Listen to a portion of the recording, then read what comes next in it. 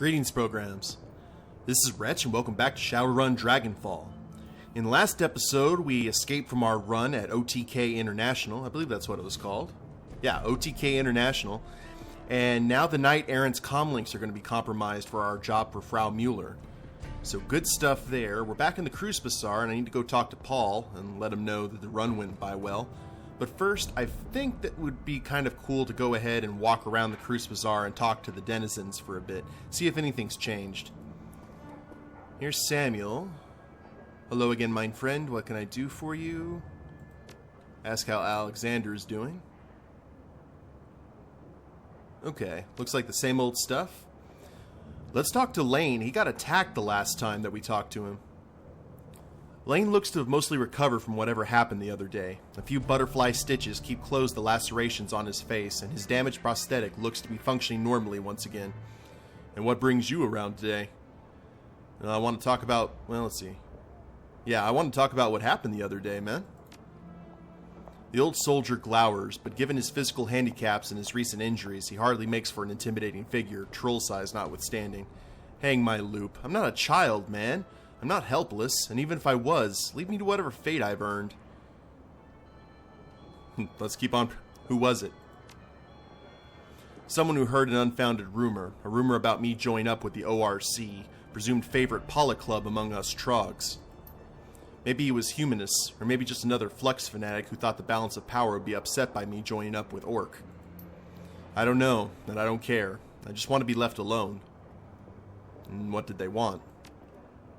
He wanted to dissuade me from lending my voice or experience to any pro-metahuman parties. I tried to talk him down, tried to explain my fighting days are done, but he wouldn't believe me.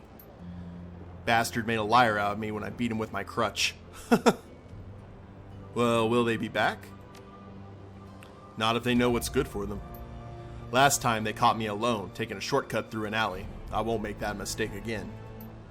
I'm sticking close to home and close to Samuel and his people. They won't shy away from a fight. Alright, well, we'll leave it at that for now. The old troll just grumbles. I'd like to hear more about your part in the Euro Wars. Lane sighs, his weight settling on creaking legs. Problem with a tight-knit community like the Kreuzbasar is that you can't escape who you are. Fine, you want to hear it? I'll tell it. The old troll leans heavy on his crutch and takes a steadying breath. I was a colonel in the Finnish army. During the first Euro War, the Jaeger Brigade was mine. For decades, we used ATVs, Nasos, and Bandvags mostly. Slow, lumbering things, built for the snows of the Lapland. I was the one who changed all that, moving us over to T-birds. That made us fast and nimble. The Russians were still slow, and though they had us outnumbered and outgunned, we could run circles around them. I'm not sure when, and I'm not sure who, but the comparison was made to Rommel. Arctic Fox followed soon thereafter. But I don't celebrate the title. Far too many young soldiers died under the command of the Arctic Fox. This guy's got a lot of baggage on him. This is why some ask me to fight, and this is why I refuse. Alright. Well, I won't take up any more of your time. War hero. I bet he doesn't like being referred to as such, but... let's check the telephone booth. See if there's anything that we need to do up here. And then we'll go check the wine cellar. It's an old, obsolete phone booth. Okay. Nothing there.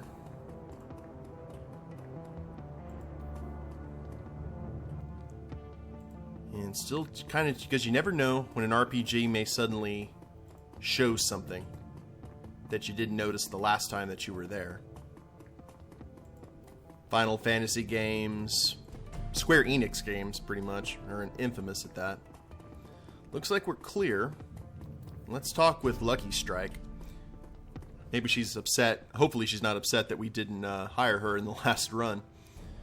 Lucky Strike stands in her customary place, her gear piled atop a nearby bar stool. For once, she isn't smoking. She gives a small nod as you approach. Hey again, Wretch. What's up? Well, you said you've got a team in MIT. I hope that's how that's pronounced. I'd like to hear a little bit more about them. She shrugs. They're good people. They get the job done. What else do you need to know? Well, their names for one. You know my team. I'd like to know something about yours. Alright, sure, why not? Well, we've got Raktor. He's a rigger, an immigrant from the Russian Republic. Genius mechanic and engineer. The guy built his own crawler form drone, and he's impressive as hell at piloting it. There's Barracuda, the team shaman and face man. He's an elf in his mid-40s. He's got the whole silver fox thing working for him. He conducts most of our negotiations. Great card player. Han Chen is our decker and requisite tough guy. Troll, huge, covered in tats and piercings. You know the type. I'm pretty sure that he and Barracuda have a thing going on, but they'll never cop to it. She presents herself to you with an ironic smile. And then there's me. Between us, we keep our bases covered. You know, I'm going to stop trying to recruit her. Well, it sounds that way. How are they to work with? Solid. We're all on the same page and no one's afraid to speak his mind. We all get how a crew of anarchist runners is supposed to work. Even Raktor, who's still pretty new to the scene here in Berlin, gets tense from time to time, but it's supposed to get tense. Better that than have to defer to a leader or follow orders. We're all free, and we know it. Anyway, enough about them. I don't come here to talk about work. Was there something else that you wanted to talk about? Well, I've been meaning to ask, what's up with the tattooed circuitry? Is it purely decorative, or... It is now. Wasn't always, though. She stretches her neck so that the circuit pattern on her face can catch the light. What you're looking at used to be tattoo magic. Got it done when I was in Tokyo doing a job for the Yakuza. Ooh. What were you doing for the Yakuza? Work. The kind that you don't talk about afterward. Oh, fair enough. Well, when were you in Tokyo? About 3 years ago. Spent a few months there. It was a business trip, though. You know how it is. Straight from the airport to the hotel to the job site and back to the hotel again afterwards. Rinse and repeat until the job is done. Not the most exciting way to travel, but the pay was good. Tattoo magic, huh? That's a new one on me. Yeah, it was for me too. It's a meta magic thing, a way of quickening spells to a person, binding magic into the flesh so that's almost impossible to get rid of. Oh, kind of like augments. Anyway, long story short, I found a way to break it. Now it just looks pretty in the lamplight. Well, why break the magic? Were the tattoos cursed or something? She snorts. Cursed. Huh. Funny choice of words, but I guess that it applies. When I went to work for the Yaks, they insisted that I let them ink me. Said I'd need it for the job. Long story short, the tattoos did boost my abilities, but they also branded me, marked me as Yakuza property, and gave them an easy way of tracking me from the astral plane. Ouch, well how'd you break the spell? That's an even longer story, not the one that I want to get into. Suffice it to say that it started with killing the guy who inked me and ended in a pretty dark place. The upshot is that I can't go back to Japan. Ever. But at least I got my autonomy back. She pauses for a moment to light up another cigarette. After she fills her lungs with smoke, she continues. So the moral of the story, I guess, is not to take an employer's word at face value. Amen, sister. It's a lesson that every Shadowrunner needs to learn sooner or later, but I had a harder time with it than most. Now we can talk about something else? Or better yet, can we shut up and have a drink or two? All this yapping is making me thirsty. Well, unfortunately, I cannot talk to the bartender here, otherwise I would share a drink with you, Lucky. Let's head out of here. That's kind of a cool story about her tattoos. Let's talk to Simmi. The girl stares blankly into a vacant sky. She's still sporting a black eye and there are fresh tears on her cheeks, but she doesn't seem to notice them. Kim, are you alright? She shakes her head. I don't know. Have I ever been? When I'm me? Oh, she's in a depression. When she lowers her gaze from the heavens and regards you, her face showing slightly more clarity than before, or her eyes showing slightly more clarity. Been thinking, remembering, wondering. Do you want to talk about that black eye now? Zack said not to. He said I might get hurt again. Oh. Did he do that to you? What? No, of course not. Zack wouldn't hurt a fly. That's the drug dealer. But the man who did this knew Zack. He said they used to work together before they came to the Kreuzbasar. But he said he wasn't allowed to stay because of Monica. He said he was bad for the Kreuzbasar, and the man didn't like that. Now he wants to come back. He wants to be the new Zack. He told me he had better stuff. Let me try it. But then, she touches a finger to her black eye. He said to tell Zack that he was coming back to take what was his. Well, don't worry, Kim. We won't let him come back. If you say so. So what have you been thinking about? Kim hugs herself tightly around her midsection, drawing herself in and doing the impossible of making herself even thinner. I'm not sure I want to talk about it. I've only ever talked about it with Monica. No, I'm here to listen, just like Monica was. Okay. She takes a breath to ready herself and then bites a lip as her eyes search the unseen. Monica said I would forget. She thought the Sims might help. In there, I'm strong, and I never have to lose anyone. But then I come back out here, where children play in the street, and I remember. Where I see Doc Escabel, and I remember. He was mad at me for losing her, but now I don't know if he even remembers. He looks right through me, but I did what he told me. I saw him every month, I took the medicine, I got as much food as I could, but he said it wasn't enough, that I would never beat. Monica said a mother is always a mother, even when her baby dies inside her. She said that she would go to heaven. Oh, hell's bells. And maybe Escabel was the father. Okay, that makes a lot of sense. Man, bless her heart. No wonder she's the way she is. I'm sorry, Kim. Is there anything I can do? No, I'm okay. Thank you. I'll leave you be. Man, that's rough. Holy crap. Let's head over to the hospital and talk to Dr. Escabel. Maybe he has something new to say. I want to chat with all the vendors and everything and just get my Kreuzbasar rounds done. I want to try and do this between every big mission. There's the good doctor. Good being highly suspect. Welcome back. What can I do for you, my friend? And no options, just medical supplies and cyberware. Okay. Well, seems like he's moved on past it. Now let's go ahead and chat with Zack. See if he has anything to say about this guy coming in on his turf. Welcome back, my friend. What can old Zack get you? Well, let's just go down the line. What's the deal with the special concoction? Flash's grin broadens even further. His mouth is disturbingly large, and there's something menacing about the sight of those two white teeth. This is the real deal, chummer. A proprietary blend designed and developed by yours truly. Pharmaceutical-grade kamikaze caught with genuine spirit residue from the tier and then mixed with my secret blend of herbs and spices.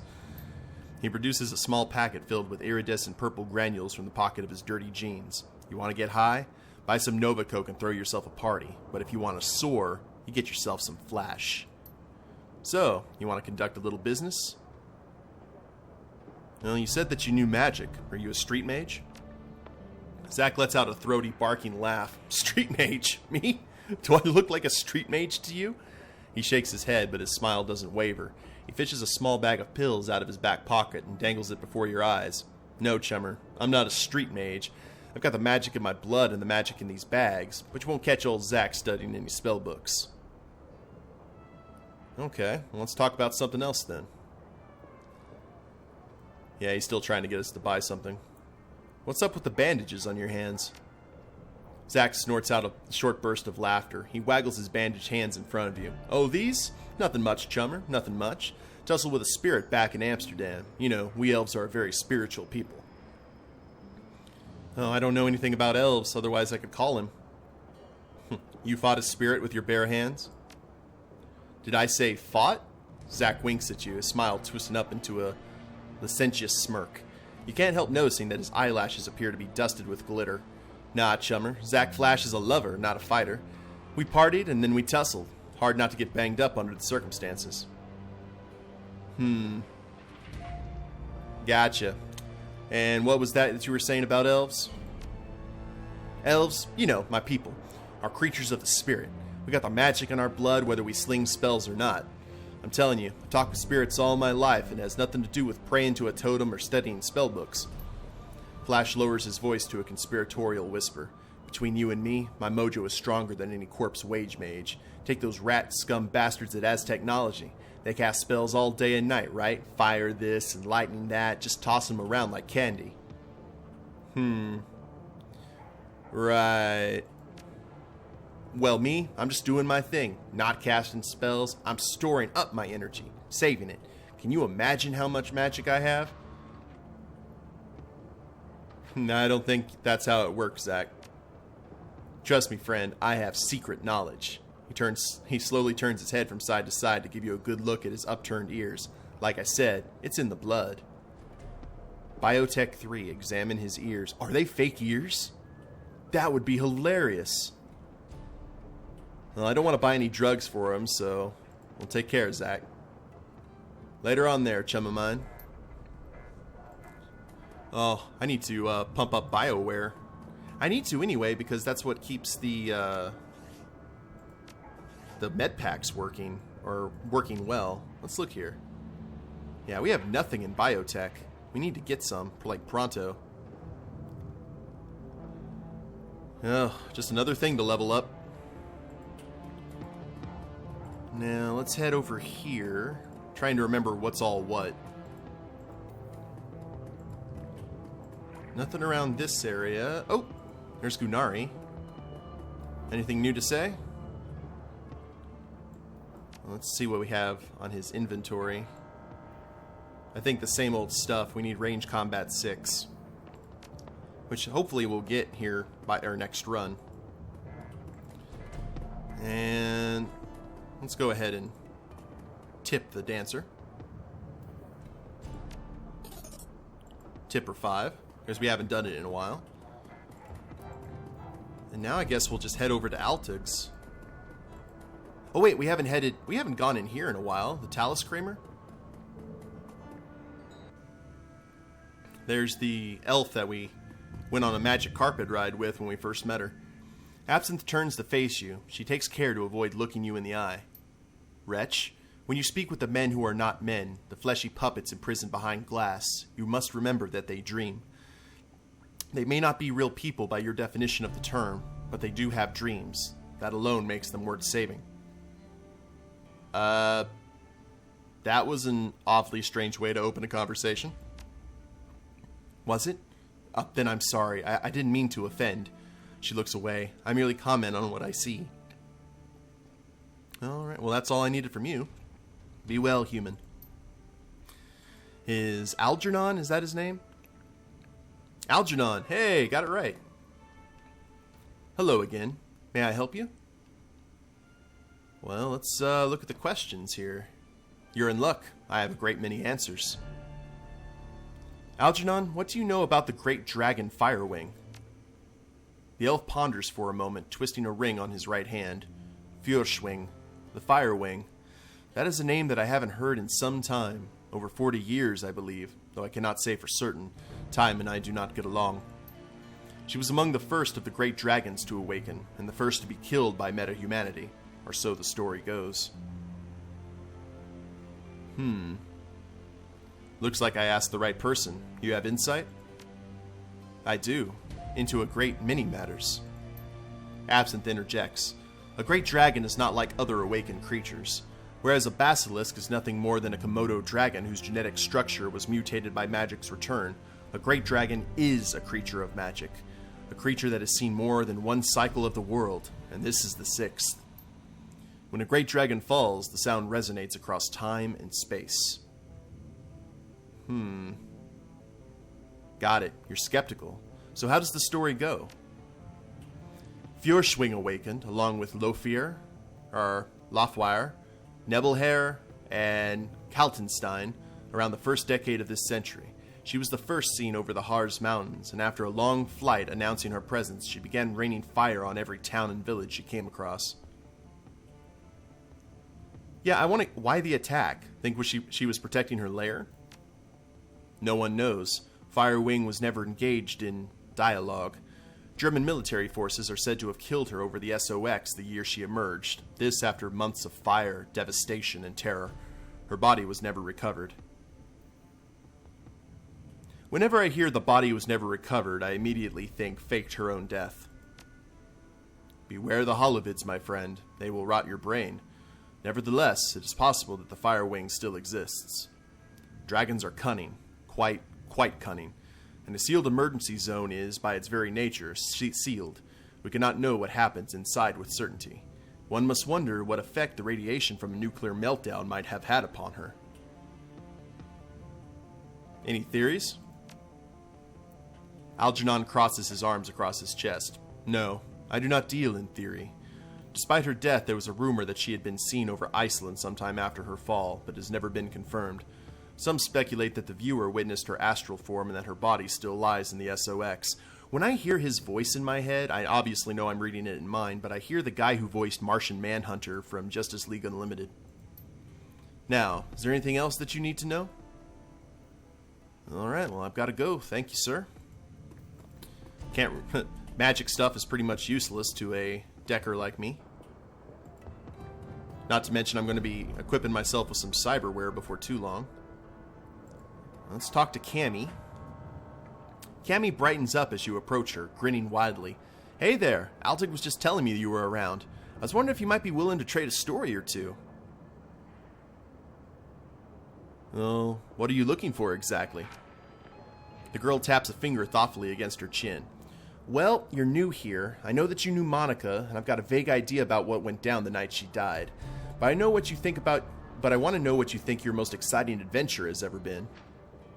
Hang on, how the hell did you hear about that? Yeah, no one's supposed to know exactly how Monica died. She smirks playfully. Remember, I'm Altig's eyes and ears and hands outside of the cafe. We share a lot of intel, he and I. That one's right there is rude. So what's the story between you two then? She glances away briefly before returning her gaze to you.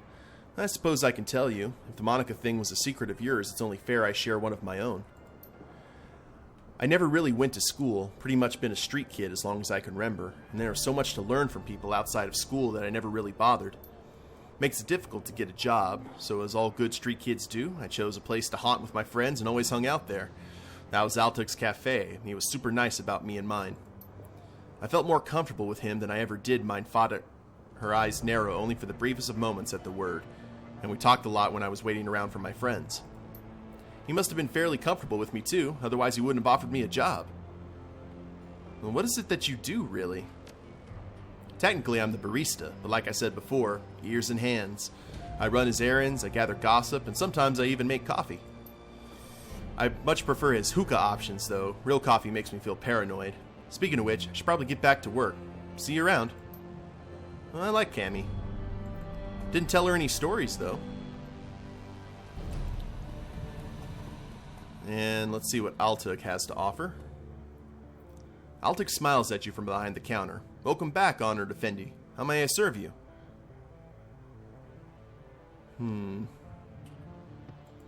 I found the liquor. I think I've asked this already. Yeah, I've got no use for the cheap liquor. Hey. Cool. Well, that was handy. Didn't want to spend 50 new yen on legit coffee anymore, since we already got that done. I think that's pretty much everyone in the Kreuzbasar. Let's see if... check with Mallet. And you have any new... Oh! Actually, while I'm here, I need to... Suppression level 1. Consumables, okay. Those are all programs... Blaster, Erosion, Killer, Firewall, Degrade, Killjoy, Medic, Sniffer. Okay, well, we have Suppression level 1. We're going to need that to reduce Alarm State by 4. Hopefully we'll get 2 before, much longer. Anything that we can sell? Nope. Well, thank you, Mallet. Now let's go ahead and head back into the safe house and see if the crew has anything to say. As you approach Blitz, he gives you an easy smile. Hey, Chief, what's up? Any thoughts on that last run? Nah, nothing we haven't already talked about, Chief. Alright. Blitz doesn't really go on our runs much anyway, so... Oh, hey, Dante. Yeah, he's still sad. Let's give him a pet. Woof. And talk to Dietrich. I got nothing more to say, boss. Let's just get this run taken care of. You can hit me up again later if you want to talk. Alright, nothing from Dietrich. I bet Iger's gonna be just as closed-mouthed. This isn't the best of times, yeah. I bet Glory has the exact same stuff she always says. Yep. Sounds good. And let's check. Oh, the pay data. I completely forgot about the pay data. And I have an unread message. Regarding still alive. To Jana from... Oh, that's the dwarf, the electrician. I guess that I should thank you. You got me out of that horrible job alive. I don't think I could have made it on my own. What happened on that run took everything else away from me, but at least I'm still breathing. The lodge turned me into a killer wretch that gnaws at my guts every minute of every day, and I still can't sleep at night. Innocent people, normal people, died because of what I did. And you know why they made me do it? Because they could. I don't know. Maybe this doesn't bother you. You're a Shadowrunner after all. You kill people all the time. Just another day at the office, huh? Well, I'm not like you. I can't just kill people on the job and forget about it the next day. It's gonna haunt me the rest of my life. I don't know how to live like this, but it's still better than not living at all. That's what I keep telling myself. And so I figured that I might as well tell it to you too. Jay. Oh man, well, at least she's not feeling self-destructive about it. Jobs directory. Okay. That's the pharma cleanup job. Check the status of the Alice Fund. Oh, we're getting close, man. Now, Shadowlands, let's, BBS or whatever. I went ahead and read all that stuff off camera. Nothing really of interest. Now let's post pay data. And we have 2 pay datas. We got romantic recording. And the OTKA financial records. That should get us a pretty penny. Awesome.